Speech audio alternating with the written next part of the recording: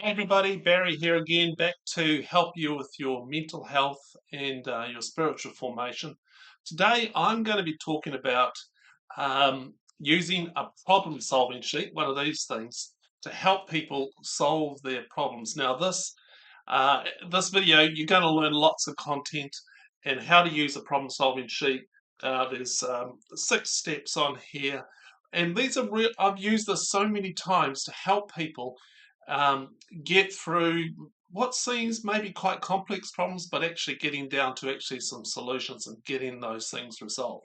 But hey, we all have problems, don't we? And these problems, they sort of mount up on top of each other and create a hang of a lot of stress and pressure. And what might seem such a small little problem for one person can be like a mountain for another. And the problem can be feel so big that there's like no way of solving it. And people also come to you with their problems and hope you have some sort of magic wand to fix them. And so in this video, I'm going to give you a tool that will help take the pressure off and empower others to see their problem solved in a way that they're going to connect with. And this comes from a Dr. Ian Falloon, who developed it many, many years ago, and particularly for people who are struggling with mental health struggles. And this was to be used in a group format, um, in a family context, or supporters. And what I really love about this process is it's a formulated process. There's 1, 2, 3, 4, 5, 6. So it's step by step. It's not random. It's not free for all, throwing out ideas. Second thing, it's written down. So you don't have to rely on somebody's faulty memory systems to remember who does what and what's going to be done. And it really encourages what I would call a team approach to finding the solution and carrying it out. And the fourth thing that I really like is that it really empowers the person with the problem to take ownership of finding the solution. Now, here's a crucial consideration. Don't solve the problem for the person. Don't do that. Don't solve it for them. Instead, help them find the solution. Involve them all the way through. A solution that they are deeply, deeply involved in the making will be far more motivating than a solution made for them by others.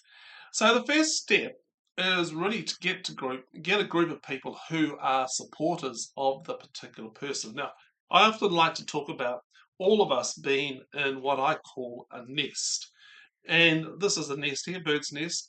And all of us have a group of people around us. It might be family, it might be friends, it could be professional people, it could be work colleagues.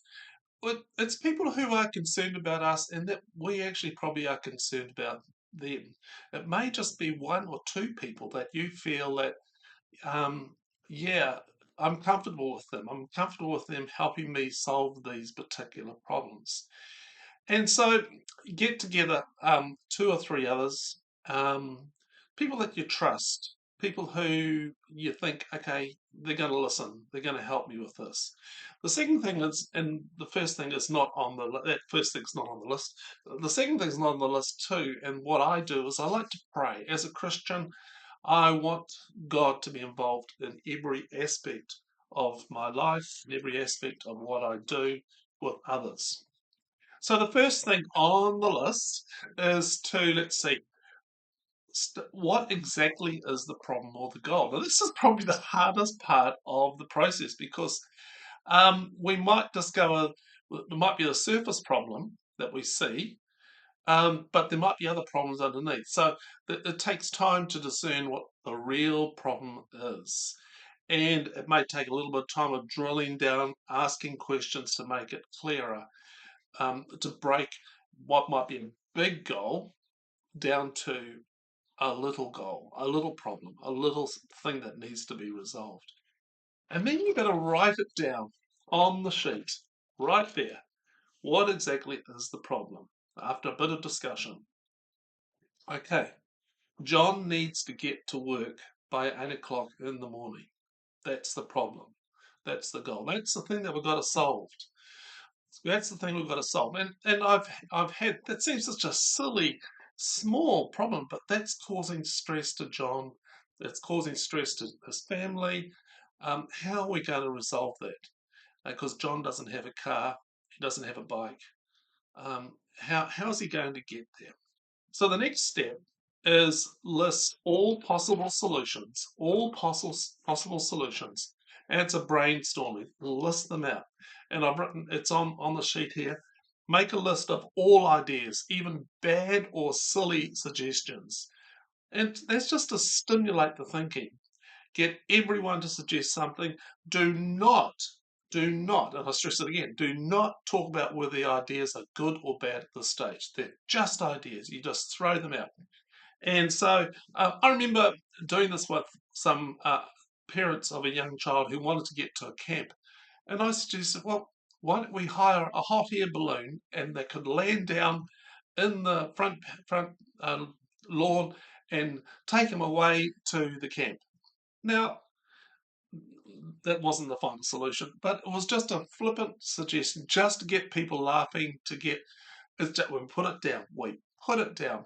We also put down other solutions such as talking to such and such a person to see whether they could take the child to the camp because they knew that they were going to the camp.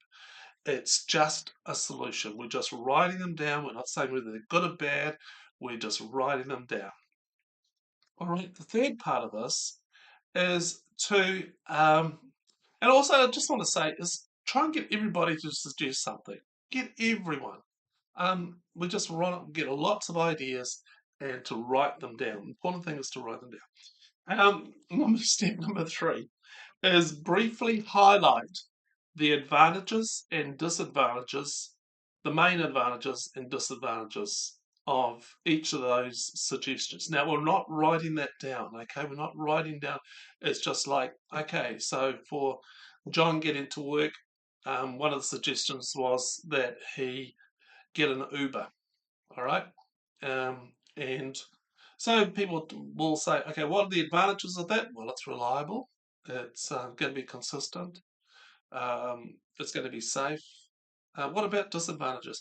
Well, the disadvantages of that will cost him something, and that he will have to get used to doing something on the cell phone, like an app. Okay, and so we go on to the next one, and the next solution that we thought about was that John hitchhike. Yeah, okay, okay. So what are the advantages and disadvantages? Well, it's free.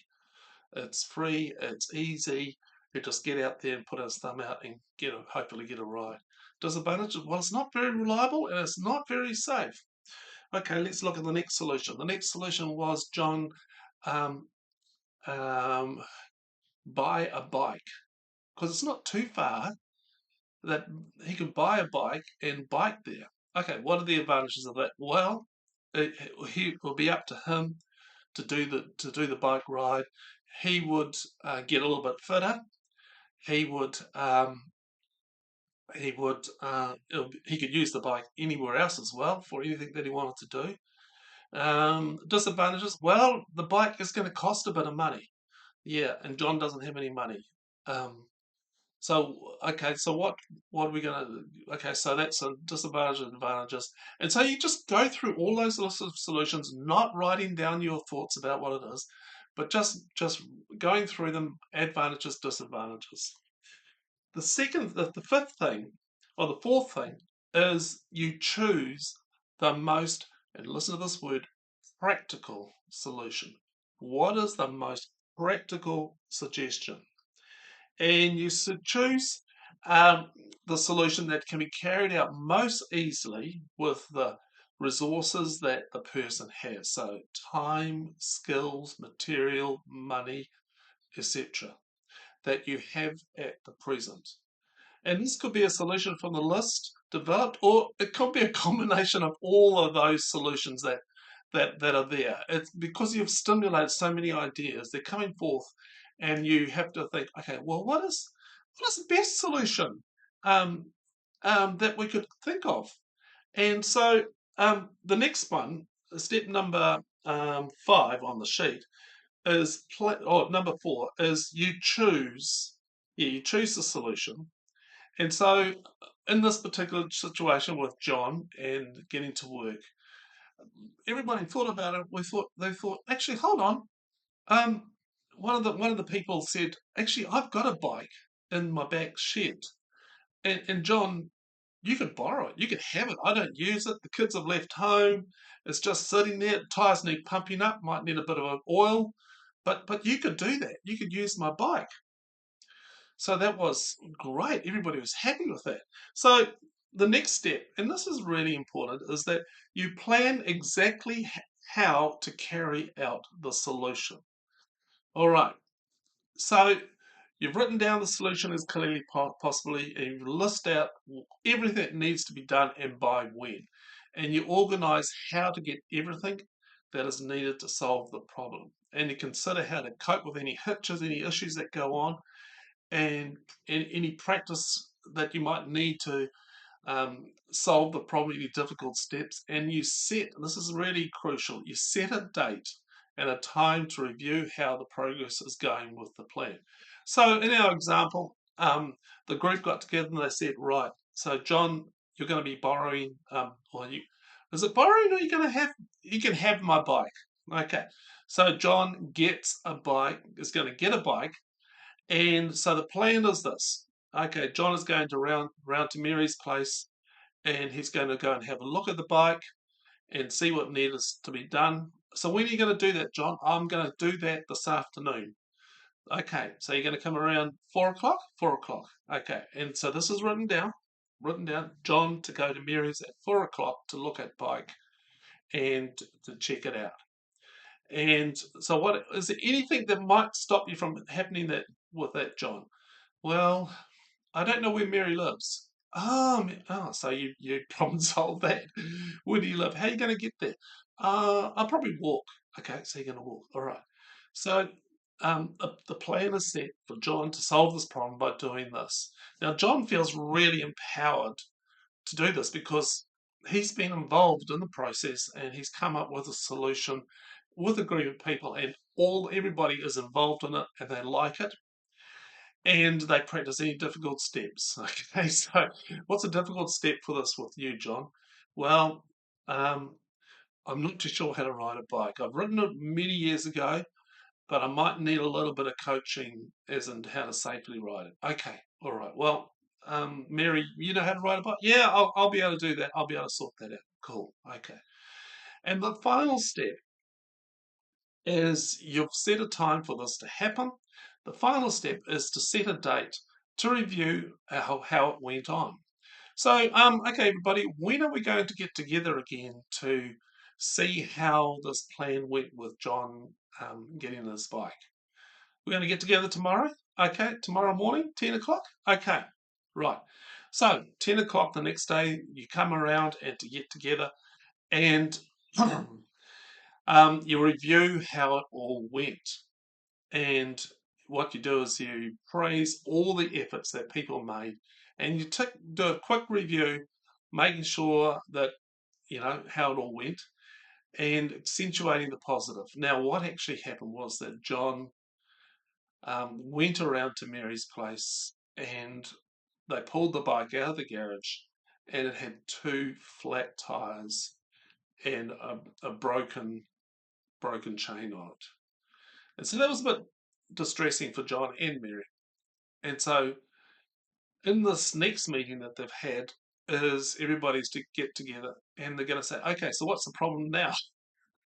The problem now is two flat tires and a broken chain. All right, so and you just progress through those steps again of making a plan.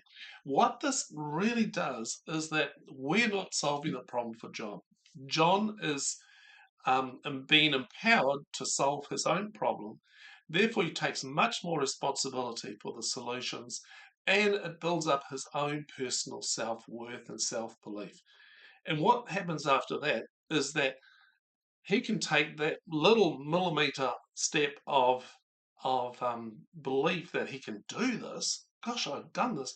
He can transfer that over to other problems, and and it grows, and his personal belief in himself grows that he can solve these problems with a little bit of help from friends at times. and his whole mental wellness gets better because he's able to handle the stress loads that he's been under. Hey, this is probably one of the most powerful tools that I've discovered in my walk with many people. It takes the pressure off me having to solve people's problems. It puts it on to the person to solve their own problems or take responsibility for them and to get involved with others helping them. If you want a copy of this sheet, go to the show notes below and there's a link to my website, turningthepage.co.nz, and you'll find this on that page, and you'll also find lots of other resources. If you want to email me and get some help, it's barry@turningthepage.co.nz. And all of this is done via the donations of people like you, just giving a little bit of money into my account via DonorBox. So if you found this helpful and you want to continue supporting or want to support what I'm doing, give a little money to help me. It's to help me solve a few problems in my own money life. Next time I'm going to be talking about a stand plan. And that's kind of a plan that actually helps achieve your problems. Okay, thanks. Bye.